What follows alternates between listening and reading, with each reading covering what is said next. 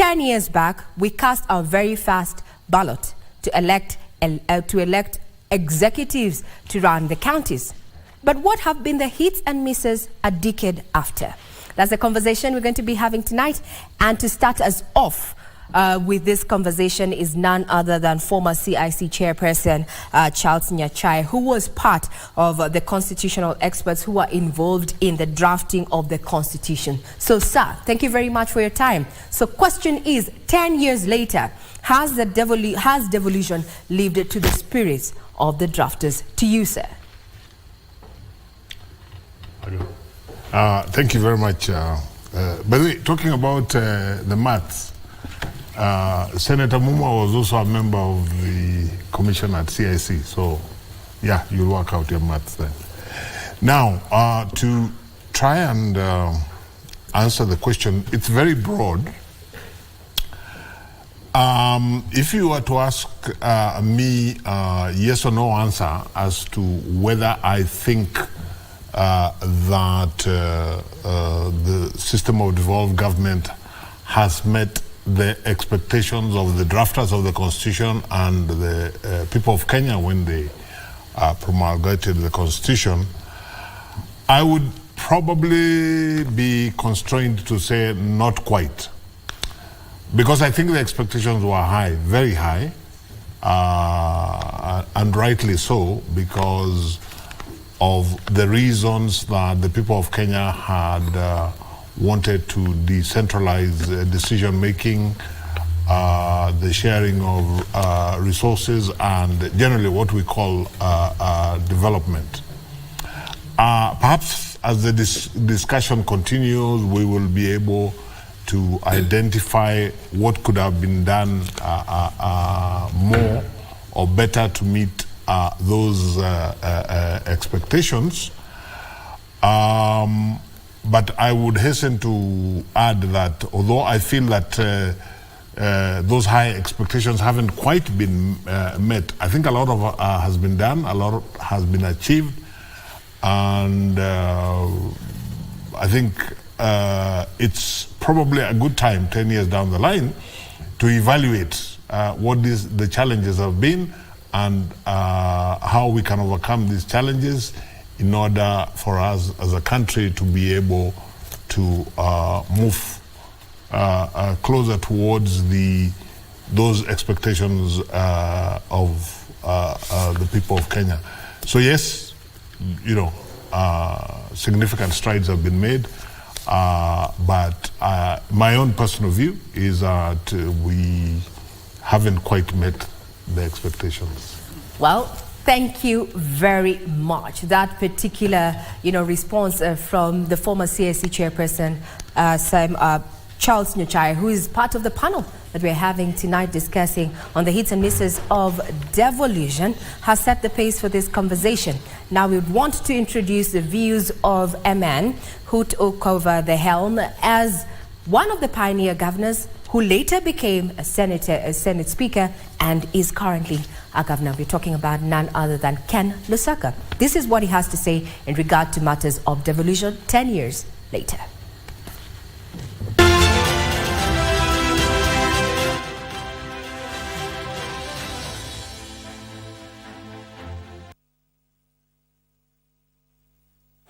Devolution, if you ask me, is working. If you go to one of the biggest achievements of the constitution that was promulgated in 2010 is public participation in a lot of things that are happening now. For the first time, people are able to interrogate a budget that appropriates money to deal with their development agenda. Very many health facilities have been put up. Some have been elevated from dispensaries to health facilities. Some have gone to level 4. In agriculture, for example, in Bungoma, we have ensured food security because they've also been giving subsidized inputs, fertilizer, seed to the farmers. The road networks, there are counties in this country that had never witnessed tarmac.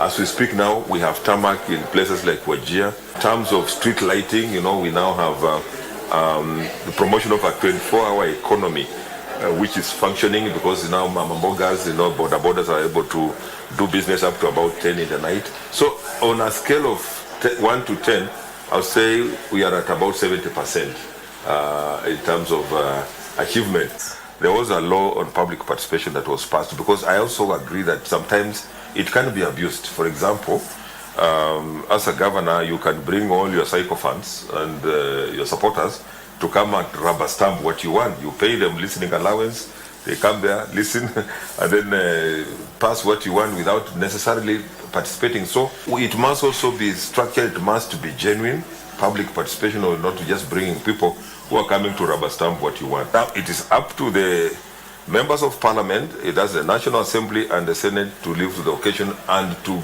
carry the aspirations of those who have voted for them. But the way I know, in that house, it is about coalitions or it's about parties. So the majority will have their say, their way, the minority will have their say.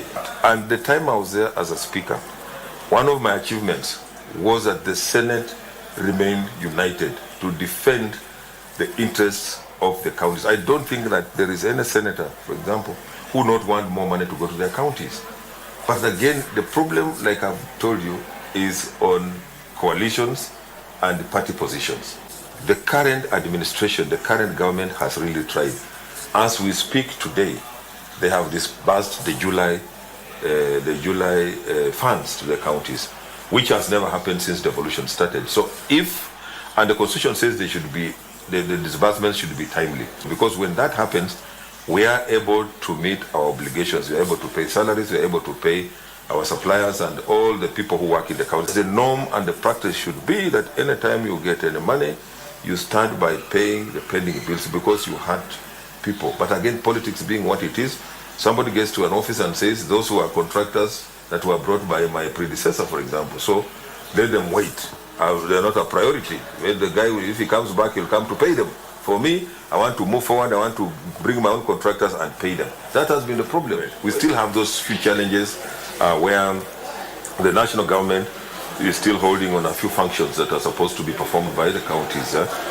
We are in a conversation, for example, I'm the chairman of Agriculture Committee in COG, where you find that, for example, fertilizer is still being procured by the national government, and we are saying this is a devolved function. There are challenges. We're talking about corruption, we're talking about ghost workers, we are talking about things that happened in the first years of devolution.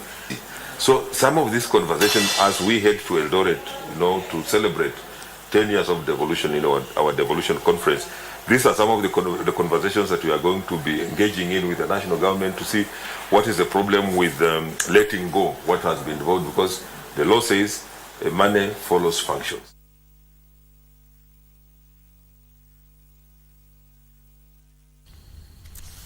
Well, that is a conversation with none other than Governor Kenyans Saka there, just putting into perspective what he thinks is ailing the devolved units and what can be done.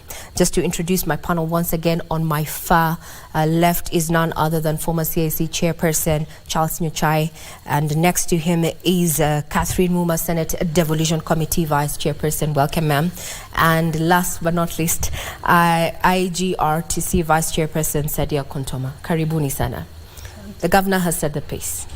Now, one of the issues that he's brought forth is that he cites that there is a challenge in transition from one leadership within the county to the next. Madam Santia, that's where you come in, Sadia. Tell us, where are we creating enough synergies between county governments, county to county during transition, given that this is just 1 year after we've casted our ballots? Thank you very much.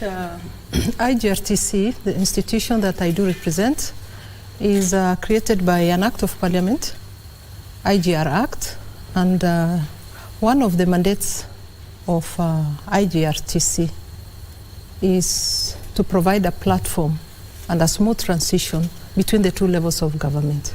For us as IGRTC, our role has always been bringing the two levels of government together. One, ensuring that there is smooth transition from one government to the other.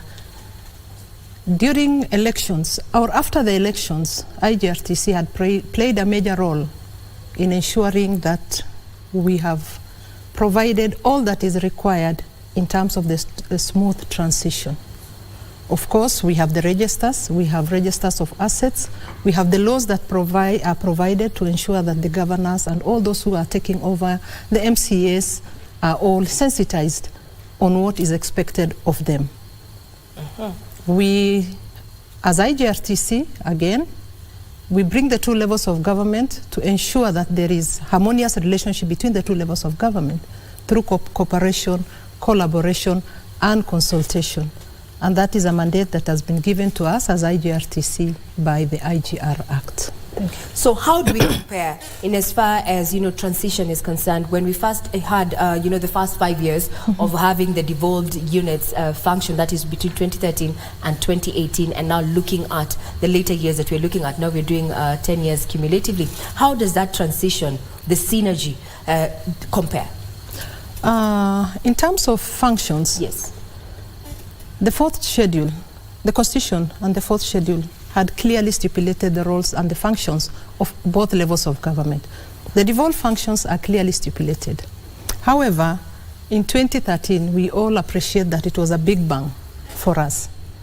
Being the first time that we're interacting with the devolution and having walked this journey, all of us appreciate that there could be challenges here and there, emerging issues here and there, lack of clarity on the functions that have been well stipulated also in the fourth schedule.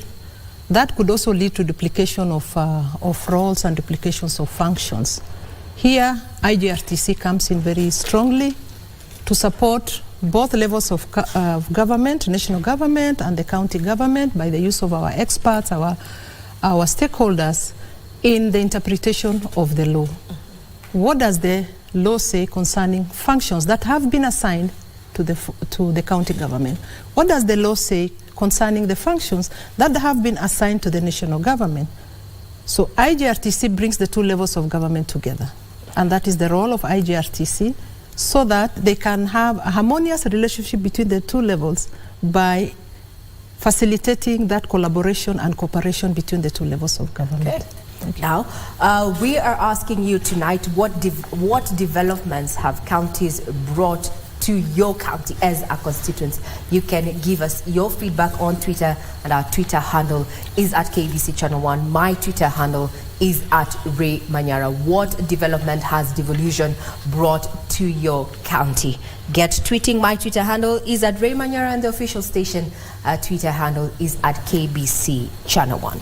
Now, Madam Catherine Muma, Senate Devolution Committee Vice Chairperson, as oversight, what role has the Senate played then so far, in as far as legislation is concerned, to have this harmonious relation between the national government and the county government, so that they can deliver on the objectives of these devolved units? Now, first, to indicate that the challenges we are having in transition, in my view, arise from the rivalry. First, in 2013, rivalry between national and county government. Okay. We had a national government that did not want to let go. And because of that, the TA tried to do its job, was not facilitated in terms of costing, functions. So we ended up transferring some functions and not transferring others. Secondly, the transition you're talking about in counties, one government leaves and another one comes, and you have issues of pending bills. It is, I believe, a Kenyan problem, Kenyan because it's also at the national level, where we don't look at governance as a service. We personalize governance so that it's about Governor X and what he has done, and Governor Y, what Governor Y is going to do. So Governor Y, who is coming in after Governor X, will not want to move on with what Governor X was doing, the projects that are halfway through. A problem we've also witnessed at national. We have a lot of so-called white elephant projects because nobody wants to be associated with what the predecessor was doing. So in short, we need to get to a level where we understand that government exists in perpetuity, that a government is one and you're providing a service. It's not a personal venture where you want a project to fail just because it was a project of your opponent. It's a national problem, it's a county problem, and that needs to be dealt with. Now, when it comes to what Senate is doing, the fourth Senate, in the Committee on Devolution and Intergovernmental Relations, we are looking at what kind of laws or what laws are yet to be put in place to ensure that we properly transition and settle devolution. Now, you'll find that very many laws that existed prior to the 2010 Constitution, and there are over 100 laws in all sectors: health, agriculture, water, the laws and regulations. Many of those laws have never been revised to align to the Constitution. And because those laws have not been aligned, we have a lot of institutions at the national level holding on, a lot of parastatals holding on to county government functions and telling you that, but the law that set us up is still in place, so we still need to, until that law has been repealed, we will continue carrying out this function. So as a committee, we recently advised Senate on the need for the country, that is national government, the COG, the Senate, and everybody to work together to ensure that we quickly or rapidly revise or review all the laws that existed prior to the 2010 passing of the 2010 Constitution to ensure that they are aligned to that Constitution. Secondly, I think we could do better in terms of strengthening the intergovernmental relations between national government and county governments. I think we've traditionally operated with rivalry, as though we are supposed to score national government instead of focusing on service delivery as one nation. And I think we could do better by putting in place more regulation, more law that can facilitate the cooperative devolution that is the kind of devolution that Kenyans wanted in Article 6. Moving away from, personalized governance, we now want to introduce the views of none other than a governance expert, that is Wanjiru Gekonyo, on her take in regard to where we are 10 years later in as far as devolution is concerned, and her take on matters of governance that have been highlighted by our panel. Devolution has succeeded in bringing resources to all parts of the country, but the journey is not complete, because even within the 47 counties, there are still parts that are not properly served. Access to water has been an issue. Kenya is 3/4 semi-arid. So I would say we are better than before. I would give it a 6.5%, 6.5 out of 10. I would say the improvement would be on more resources to county, at least 30% of the budget, and around the Kenya Kwanza manifesto and the blocks of the transformation program. Those are county functions, and that money should be in county hands and should go to deepening agriculture, deepening health, deepening water service delivery at the county. We need the political will, and we need Kenya Kwanza administration to keep the promise they made, to align functions and to make sure that the finances follow the functions. And we need the Council of Governors to fight for their money. We were very surprised when they acquiesced in Senate and said we are not going to contest on the division of revenue. They need to contest the division of revenue, not because we have a debt problem, but because the national budget has grown and the percentage going to counties is a percentage of the national budget. Unfortunately, much as we argue for more money to go to the counties, the governors are not using the little money as well as they should. There is too much corruption. There is hiring of people based on patronage, who they know. So the efficiency at the county level is not as high. So there is a mismatch in some cases. This is a matter that needs to be put on the agenda. So we need to look at the transfer of functions, transfer of funds, and the capacity to deliver. But all that is couched on accountability. Wanjiru Gikonyo there gives Devolution 6.5 out of 10 in as far as delivering on its mandate, bringing the services to right to the constituents. I bring you back to this conversation, former CSC chairperson, from where you sit. You are the drafters. You've said if it's a matter of yes and no, you're still at limbo. Gikonyo has beat you to the chase and said 6.5 out of 10. In your capacity, what have been the key achievements of Devolution thus far? Okay. First of all, I am not as optimistic as either Governor Lusaka or Wanjiru Gikonyo in terms of percentage. For me, if I look at what I believe the people of Kenya aspired to when devolution was introduced and what the framers of the Constitution had in mind, I wouldn't go much higher than 5 out of 10, which is not bad considering where we are coming from. But I fear that if we load ourselves or give ourselves a higher percentage than is the reality, we may compound some of the problems. And as my colleague, Senator Muma said, devolution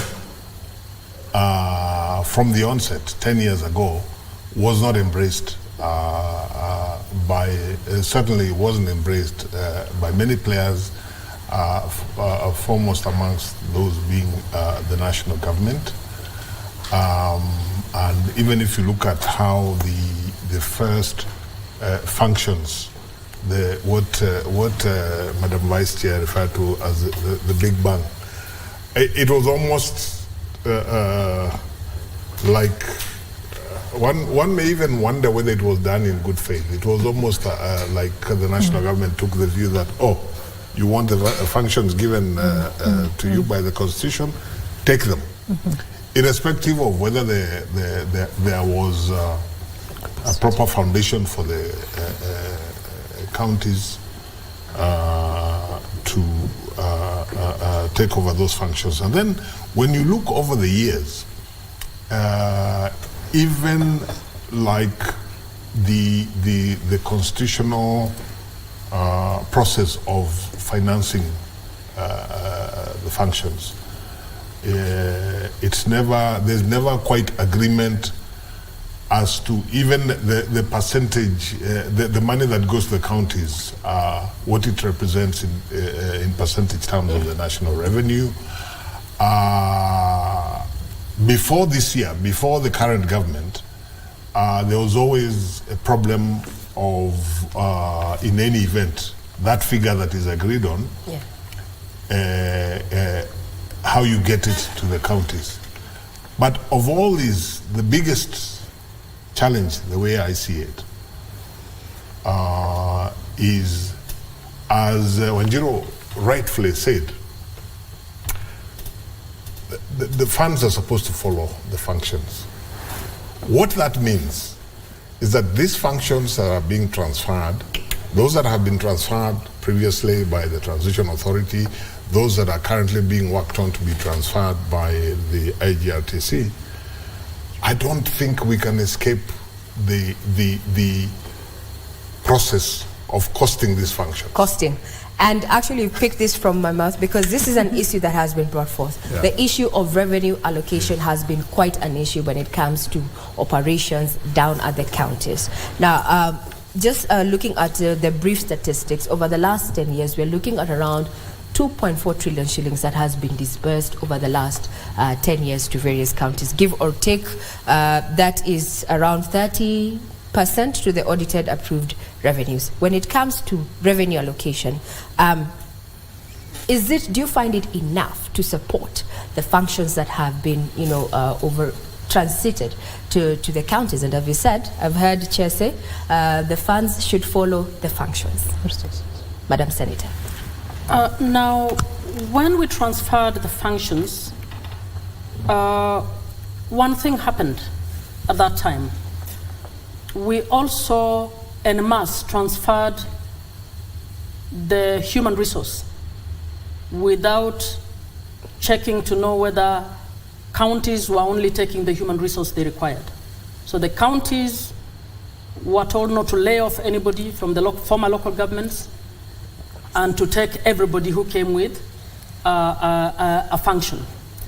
Now, as a result, the counties have usually had a budget that is skewed, recurrent budgets that go up to 70%, and development budget that is less than 30%, some of it even 10%. And everybody speaks in one line and says, oh, your recurrent should be 30%, but nobody wants to deal with the fact that we actually offloaded the burden of counties taking on the resource they did not require, and being blocked from bringing in a resource that they actually require. So we have some kind of mess around there. Despite that, I think counties by now should have thought through how best either to retrain the resource that they have, redeploy it in order to deliver more on the development. So I think the revenues or the equitable share that counties have received could have been utilized better. Is it enough? No, because the national government is still holding a lot of money which actually should be done with the counties. How does the Ministry of Health, which where the services have been devolved, have a bigger development budget than all the 47 counties? Does that make sense? It doesn't make sense at all. Now, let me just throw this to the exponent to the works. There's been this talk of 1 man, 1 shilling. That's the conversation around, having more monies to the country. From what you're just talking about in as far as revenue allocation, 1 man, 1 shilling. Funds to follow functions. Is this maybe something that we need to look into? But the 1 man, 1 shilling is about how you allocate the revenue. Yes. It's part of the formula. What we need to ask ourselves, what is the national government doing with county functions? Why do we have a regional development agency purportedly carrying out agricultural functions that are being carried out by counties? That's where you begin. And if you go there, and we've asked the IGRTC to actually do that, you will find that you have a list of parastatals particularly who are doing double job. And one would want to scrutinize and find out where is that money going. If county governments are carrying out that task, exactly what are you doing? So, and can that money, can we wind up these parastatals? By the way, the Abdikadir report actually recommended that. Yes, it does. That we need to rationalize the number of parastatals so that those holding county functions are wound up. The monies go to county functions so that they deliver to counties so that they can deliver the services. And the fewer that are there are strengthened so that they can carry out the national government functions of good policy, technical support, enforcement of standards, and setting up of those standards. Ma'am, Sadia, I can see you nodding. You are in charge of looking at, how we've created these synergies, how we're transiting. Now we hear from the Senator there saying that national government is still holding on to some functions, to some funds, yet functions have been offloaded to the devolved. How do we correct this? Okay, thank you very much. That's a good question. And I want to say that IGRTC is mandated to look at matters of function. Actually, we took over the residual functions of Transition Authority. And one of the residual functions is transfer of functions. It is 10 years in devolution. We want first and foremost to appreciate the new administration, our president, who gave his directive during his inauguration, that he would wish to see all the functions, devolved functions, to be fully devolved to the counties. IGRTC, on that directive, had to undertake this exercise. We were supported as IGRTC, which we appreciate the support that we have been given by the president, and we embarked on this exercise.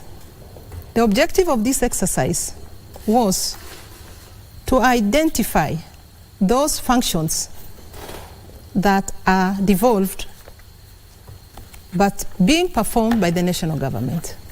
To identify again the resources, attendant resources that are meant for those functions, and whether there are other functions that were not being funded. Why are these functions not being fully devolved? Could there be some legislative gaps? Are there issues concerning the laws? So as IGRTC, we embarked on that exercise, and we brought on board all our stakeholders. Council of Governors, we brought on board ministry, department, and agencies, and we also brought Kenya law reforms. We also brought on board CRA, among others. During this exercise, we were able to identify several elements of these functions that required some clarity. We had come up with sector teams, came up with 12 sectors. Among them, we have agriculture, health, water, education, just to mention a few. And we were able to look at all the functions as per the 4th schedule, those that we thought needed clarity. Elements were identified, resources were identified, and currently where we are, as IGRTC, we have prepared a report, a sector report. We had shared with the experts where we sought their views to advise and guide IGRTC on whether we are within that law. And one of our experts is Mr. Nyachai, who is here, whom we appreciate for the good work he has done. We are in the process of sharing that report with cabinet secretaries, COG, whereby they will give us their inputs. That will be as part of our public participation. Of course, the law dictates, we have the constitutions, but we want consensus in terms of ownership also, so that going forward, we don't have conflicts between the two levels of government. Yes. From there, we shall take the report to IBEC, and we shall take it to Summit. Then next phase will be on the implementation of those reports, and we are hopeful that during that time, Senate will be able to support this process by allocating the funds through the CARA to those specific functions, elements of those functions that have been identified. Okay. Thank you. Now, we've talked about the you've mentioned the 7 elements, 12 sectors, among them agriculture, water, health, and education. This is just but a sample of how much in total audited reports between 2013 to 2021 that the devolved units have received. As per our calculation, this is from the National Treasury, this sums it up to 2.4 trillion shillings. We see the amount keeps on, increasing as we go. And we've seen, members of the National Assembly, they are still garnering for more. And we've already established, just to look at what we had between 2017 and 2018 there, that is quite a number. Total 2.4. Let's see more. That's just to ensure that you can see it back at home. But in totality, we have 2.4 trillion shillings for the last audited report, that is up until 2021. If we're talking about having the right funds supporting the right functions within the devolved units, then what are there existing, are there existing presidential directives, from a legal notices that are still, that give powers to the national governments to take over county functions. Maybe we can hear it from the drafters of the Constitution. Are there still in existence that allow the national government to take over these county unit roles? Case in point, what happened to Nairobi County in the last dispensation? The national government swooped in, and even redirected revenue collection. Okay. Was that constitutional first? Maybe you're here. The Nairobi one? Yes. The principle, in my view, I don't know, I've never discussed this with my colleague Senator Muma, but in my view, the principle was okay. I have issues with the process that was adopted in that case. But you see, I think what is important here is to distinguish two different processes.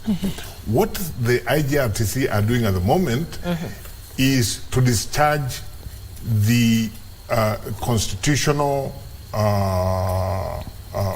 what the Constitution requires, that those functions in the first instance, or we can call them original transfers, so that they go from the national government to the county governments. Now, thereafter, the Constitution and the law provides for a process by which, within certain specified situations, if the two levels of government agree, the national government can. If the two levels of government actually agree. If they agree. Okay. But that's a different process. But in the first instance, the process of transferring the functions to the counties has to be discharged. But Regina, here, in my view, the elephant in the room, and this is an elephant that must be tackled at some point, is this whole issue of costing. Even when we look at the figures there, it doesn't really tell us what is it when we say that this function is a devolved function, like what we call exclusively devolved functions like health, agriculture, those functions that are exclusively devolved, for example. Because at the end of the day, devolution is about delivering services to the people. What question is, this is the elephant, what does it cost to deliver these functions? So that, for example, I don't think you need to be an expert in anything to be concerned by the issue that Senator Muma raised. How is it that you look at the health, the national health budget? Health is a fully devolved, other than policy and so on. Yeah. How is it that when you look at the figures of what the budgetary provision to the national government is, and you compare that to what goes for health to the county governments, how is that math? I was never very good at math, but you must ask that. If we do not address this elephant in the room about costing, and therefore the counties, the county governments get the funds that follow the functions that are being transferred to them so that they can deliver the services to the people, there will be, in my view, a continual challenge to the success of devolution. Devolution. Now let's bring in, okay, Madam. I was going to add to it. My view is that the day we get good political will by a national government around devolution, in fact, that national government will outperform itself. Because if it does what it's supposed to do, for instance, the equalization fund has never been operationalized. Yes. 10 years later, this is provided for, but national government has never found it fit to operationalize that. We are hoping, we are actually in the process of trying to pass the equalization fund bill for the first time, and I hope that will help. Now, if that fund is operationalized, it is supposed to be deployed to the marginalized areas to help bring up development. Who will get credit for that? It's on county functions, but who will get credit for that? So if they have goodwill and they let go the funds and allow proper enforcement, they will actually bring development. If we strengthen, as I said earlier, if we strengthen the intergovernmental relations, the NMG story is actually provided for under Article 187 of the Constitution. Governments at either level can actually transfer functions to be implemented for them at the other level. But there must be an agreement in a particular manner. The resource then must follow, and there must be supervision on how that function is carried out. That did not happen. But if that was used, there'll be a moment when national government will say, can we transfer the security function at the very village level to Turkana County to do it for us? And they might handle cattle rustling better if they do it that. There'll be a moment when Turkana will say, why don't we allow national government to do for us a dam, a big dam, in order for this to happen? It is provided for in the Constitution. And Article 189 provides for cooperation. How can you cooperate? And that cooperation is contemplated between national government and county government, and county government. So if we put in place the law that brings in place the regional blocks, that is able to provide 3 counties to come together and do something together, a border county to be able to deliver services in a particular way, we would actually move. But everybody is thinking in their little corner and imagining that if the other one comes near, then a rivalry that actually is stifling development, in my view. So we need to open up our minds to just do what the Constitution required, and whoever allows that. And my view is national government is the big brother here who needs to let go its own insecurity around letting go the functions of counties. You're actually you're preempting our next line of conversation, because you're talking about, we're about to talk about, political interference, because this is also another issue that needs to be addressed. But first let's hear what Wanjiku has to say in regard to, devolved functions and if they have indeed delivered. Imesaidia hizi kama Waturkana. Kitu ya kwanza,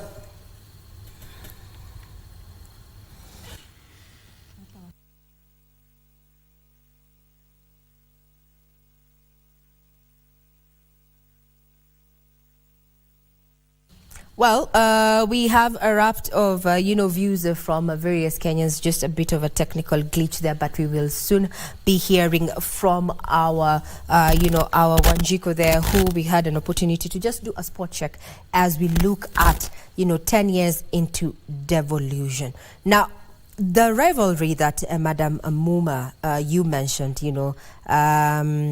it's one, I think, that has been raised by IGRT when you said that, the State Department on Devolution is usurping, devolution, usurping their mandate. And now, can you tell us, Madam Sadia, what, expound on it, and also tell us what you are doing in your capacity, because this is seemingly stifling operations within the county.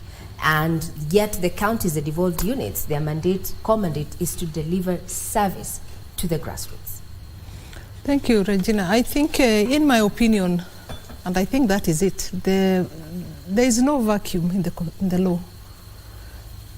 I think where we have a challenge is the lens that we use to see through the law and the implementation of that law. When you talked about transfer of functions from one level to the other, although Nairobi County had transferred its functions to the national government, the body or the institution that was supposed to oversee that transfer of function is IGRTC. We were not involved during that time. However, when the new administration came in place, Governor Sakaja had requested IGRTC to take its place. And of course, we did. And we had overseen the transfer of functions from Nairobi County, from the NMS to Nairobi County. That is the role of IGRTC, and the law clearly stipulates that. If the law is followed to the letter, I am sure we will not have any problem. IGRTC is mandated to look at matters of function. Yes. When we don't follow the law, we create conflicts between the two levels of government. As IGRTC, what do we do at that juncture? One of our mandates is to resolve disputes through alternative dispute resolution. We have been supported again, very clearly to repeat, by the President's directive that no institution should take another government institution to court. That gives IGRTC the opportunity to relook at all the disputes between the two levels of government, yes, and also amongst the county government, as per IGR Act, section 30 to 33. When we have disputes between the two levels of government, they register the disputes and we pursue those disputes through mediation. How many have been registered so far? We have received so far about 44 disputes, and so far we have been able to resolve 22 disputes. We are looking at about 3 which we are just about to conclude, writing MOUs between the counties and the national government. And I think on matters of ADR, IGRTC, we are performing and we are getting support from both levels of government. So for us, as IGRTC, our doors are opened on matters of disputes. That is the much we can do as IGRTC. On matters of, you said on SDD also, that was usurping our mandate. Yes, we can say yes, very clearly, because the law clearly has given us roles and responsibilities. But when an institution comes up with a gazette notice to take over those responsibilities and assign itself, then here is a problem.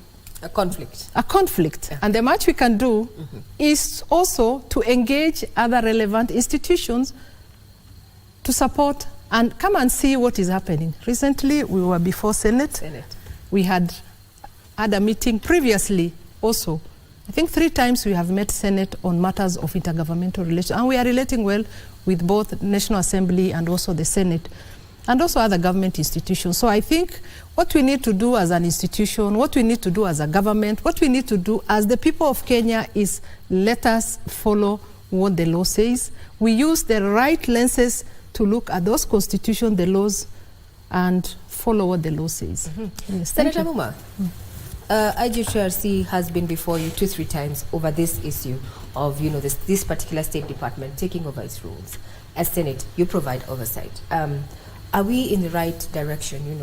If we have this government pitting against each other, we may not actually achieve what it is that we are. From Senate oversight, how do we fully address this? One, we actually asked the IGRTC to write to us. And actually they mentioned that they may have written to us and we would look at it. Properly speaking, IGRTC is expected to be a neutral actor that is actually a secretariat for the summit that serves both the Council of Governors and the national government. And it is the best institution to actually carry out those tasks because it's a neutral person. But when you take a national government entity trying to take over the role of a neutral entity, then it's likely that the Council of Governors might reject what the State Department comes up with. Or it's possible that the State Department will be biased in the manner in which they look at the issue. So it's a matter, again, that would require better intergovernmental relations so that around the table this issue is discussed and the State Department is told, no, you're crossing the line. Why don't you just facilitate? The funds for IGRTC are issued through your department, and it is best to ring-fence those funds and give them to IGRTC to carry out their task. But better still, we are trying to come up with an amendment to the Intergovernmental Relations Act so that we can give IGRTC its independence, but also create independence for other institutions. For instance, we are finding oversight of county governments difficult because the funds for county assemblies are merged with the executive funds. So most county assemblies are actually acting as puppets of governors. So a governor will take them wherever they want, and they will do whatever the governor wants. So we are also coming up under the Intergovernmental Relations Act. We think we need to separate so that the funds of county assemblies are independent and separate in order for the county assemblies, which together with the Senate are supposed to oversight, the county executives are able to actually carry out this function better than they are currently carrying out here. Okay. Now we have the views ready. The glitch has been handled. Let's hear what Kenyans had to say in regard to matters of service delivery in the devolved units. Devolution imesaidia sisi kama Waturkana. Kitu ya kwanza, sisi hatukuwa na hospitalini huko nje. Imetusaidia kutujengea dispensary, tumepata ECDs. Leo hii mahali tunasimama hapa ilikuwa mchanga. Leo hii tuko na parking katikati ya town. Halafu pia naona kwa wafanyabiashara wa mama mboga wako na soko mali wanauzia. Vile tulikuwa tunaenda kama ni mabarabara, ni lazima tukigojea baka rais akuje tumwambie tuko na shida ya mabarabara. Siku hizi hapana.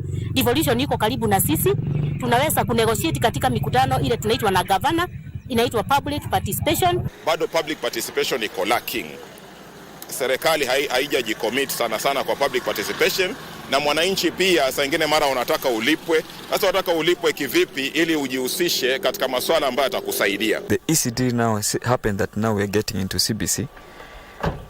We expect ECD now should be fully enhanced so that because it's a devolved function. We have had women getting our positions and opportunities and platforms for leadership available to them, because the devolved functions brought a lot of leadership opportunities that have availed opportunities to the women in this country. Kenya ingefanya watusaidie vijana wapewa kazi. Hii maneno zaidi ya chakula hii.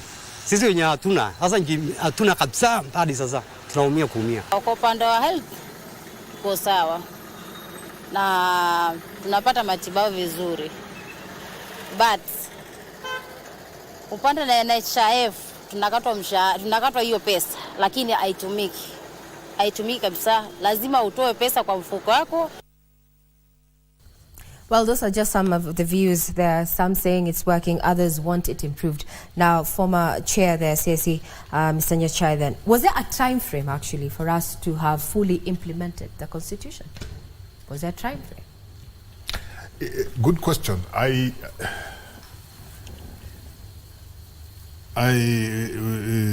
My reading of the Constitution, there was a part of implementation that you can say there was a time frame. Of course, in the case of the devolved government system, there were things that were supposed to be done within a time frame of 3 years. As regards the implementation of the Constitution in its entirety, I think there was what was to be done within that 5-year period when CIC was in place. But I think the framers of the Constitution logically contemplated that implementing the Constitution was a continuous process. Now, in the case of devolution, and now we're talking 10 years down the line. Yes. I think it's a very good opportunity to look at the only aspect of the law, in my view, that I would be concerned about as regards, getting devolution right is, and I think Senator Muma referred to it, is I definitely think IGRTC needs to be strengthened. Yes, capacity building. So that they can actually deliver on the mandate that the law contemplates. But beyond that, I don't think it's a question of the law. you used a phrase a little earlier on, either you or Senator Muma, something called political will. This has been a problem from the onset. Yes. I dare say the situation is probably better now than it was when we started implementing devolution. But there's still a lot to be done in terms of, when I say political will, I'm not saying either level is being antagonistic. But there's something Senator Muma said at the very onset, that is just the psyche of letting go in order to comply with the Constitution. As late as last week, just to give an example, I saw in the papers Ministry of the National Government advertising construction of markets around the counties. Now, markets are very clearly an exclusive county function. So we need to understand what is it that's just an example. Yes. You know, what is it that is going on. So I think that fear of letting go, we haven't overcome it. Over it. Now, as we work towards a close, we have seen over the years, we had the BBI. It failed. Now we also had a case of doctors angling for, to be actually reverted back to a function, or rather, a change. Then we also have the national government. Then we also have a bloated workforce within both county as well as national government.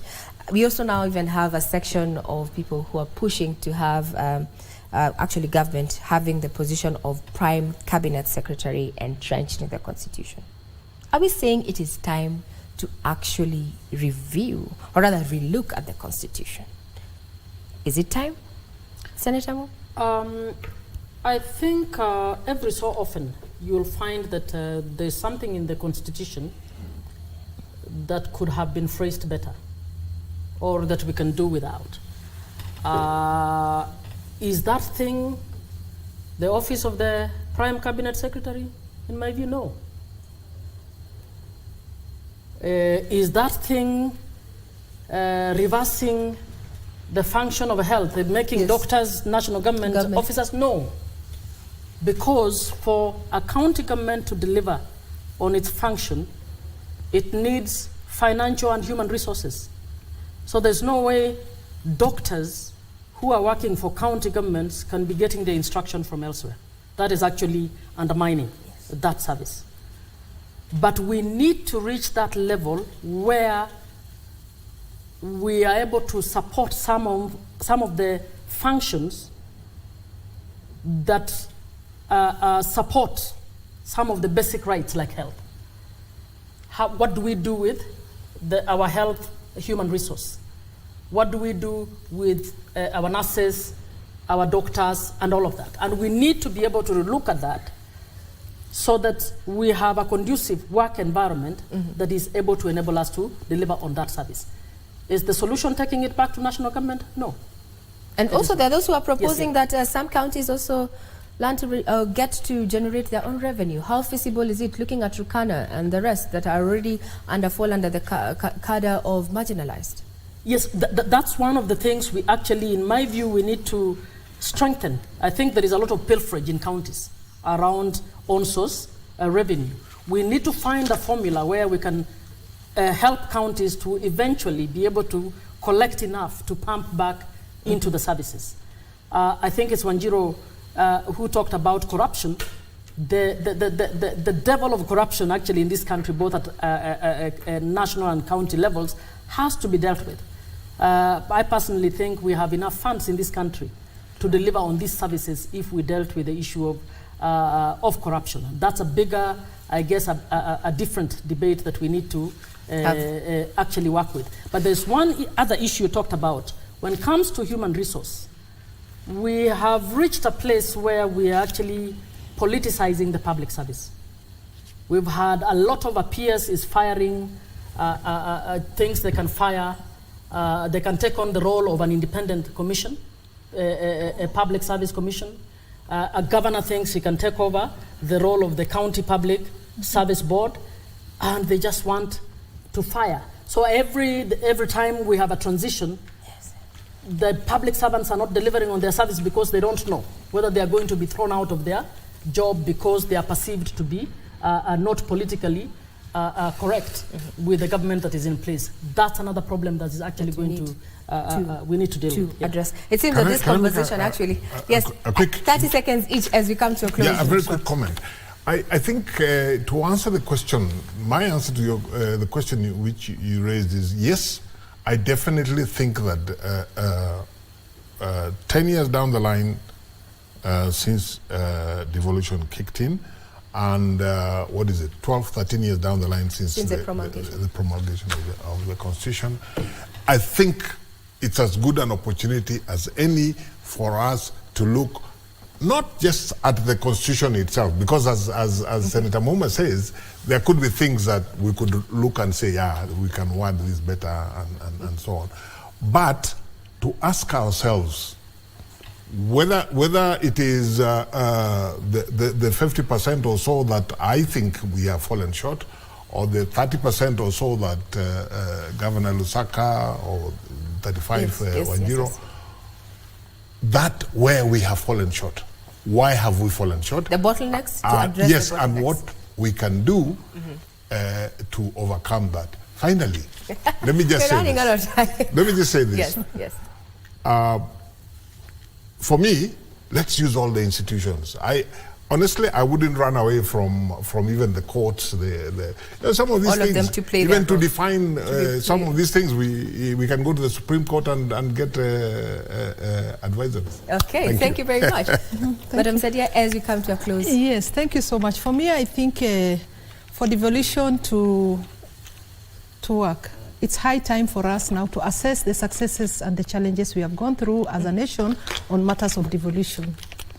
And to have harmonious relationship between the two levels of government for the betterment of service delivery, then from where I sit, IGRTC needs to be strengthened.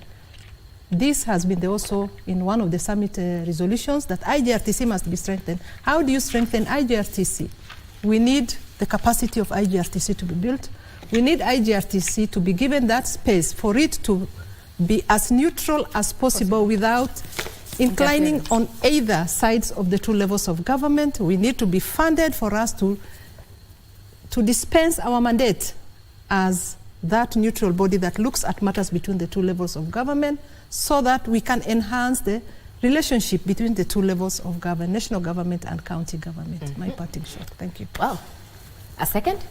I think all players could do better. And, the parliament could do better to support devolution. The national government can do much better to help support devolution, and county governments can perform better to give confidence to the people that devolution was the right thing for the people of Kenya. Well, we come to a close. Suffice to say, we can all give devolution a 6.5 out of 10. You're watching Prime Edition on KBC Channel 1. I'm Regina Manyara.